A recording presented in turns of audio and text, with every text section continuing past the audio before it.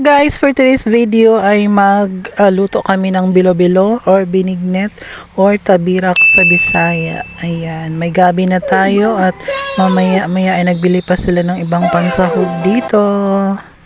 Dahil malapit na ang Lenten season, this week ay uunahan na namin yan dahil matatakaw kami sa bilo-bilo na yan or binignet. So, uunahan na namin. So, for today's video, samahan niyo ako guys para ihanda yung mga sangkap dahil andito tayo sa probinsya, provinces life. So, very much easy access tayo sa mga resources natin. Gaya ng mga pansahog, mga gabi, saging, at kamote at ano pa ba dyan, no? Nasa paligid lang natin yan na makukuha natin ng libre dahil nasa probinsya tayo. So ngayon guys ay ako lang pala ang naghanda dito at ginagayat ko na, no, itong kamote na to. Ito lang pinakamatigas na gayatin at very sensitive din. Yung sweet potato na yan, kailangan mo pa siyang ilagay sa may tubig, bowl of water. Kailangan ilublob mo na siya para hindi magngitim. Gi-prepare ko din dito guys yung mga landang, kung sinong may alam niya na sago. Pero yung sago na ito guys, kung ikukumpara ko dati, malalaki yung dati. Yung ngayong sago na yun ay maliliit, parang itlog ng kuho lang.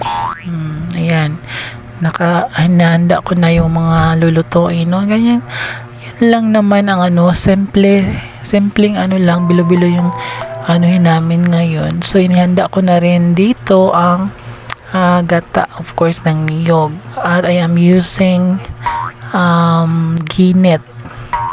Yan ang ginagamit na pang sala or pang strainer.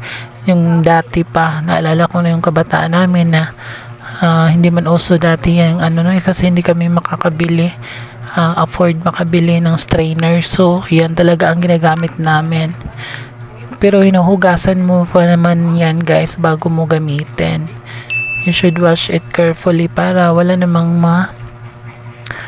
baka may mga insekto na maliliit doon. Kailangan mo siyang hugasan muna ng malinis.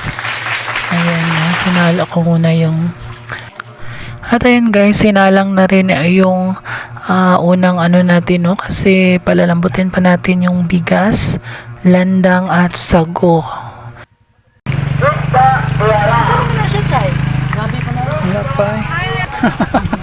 Hi vlog. Vlog.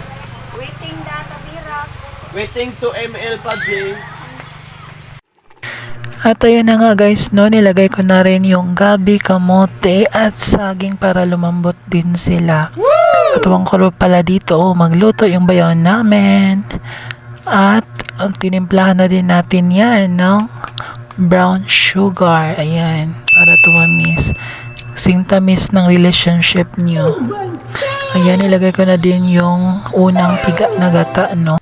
At nagawa din ako ng palawan ng niyog at ginawang sandok para hindi na sobrang mainit. Kasi sobrang init talaga guys pag ganyang magmalakihang lutuan. Ayan, nilalagay natin ang unang piga ng gata guys, no? At grabe talaga ang tindi ng init ngayon guys. Ramdam na rin namin dito sa probinsya yung tindi ng init. Kaya papainitin na din natin yan lalo na dahil bilo-bilo tayo. Ayan, luto na, no, yung bilo-bilo natin at ready to serving na. Dahil sa katakawan natin ay maghanap talaga tayo ng paraan para maibsan yung katakawan natin sa ating cravings. Ayan, ang dami ng naluto guys. Pag nagluto kami dito sa bahay, eventually ay damihan talaga namin kasi marami din kaming magkakapatid na may bahay na. So hinati-hati namin or dito namin pagsasasaluhan yung pagkain sa bahay usually. Kadalasan talaga pag umuwi kami dito sa bahay ay nagluluto kami at saka magtipon-tipon ang buong pamilya, and that way ay magkakaroon kami ng family bonding para maiwasan yung hindi pagkakaunawaan sa bawat isa. Alam naman natin na wala talagang perfectong pamilya, mismo kami ay nag-aaway din minsan.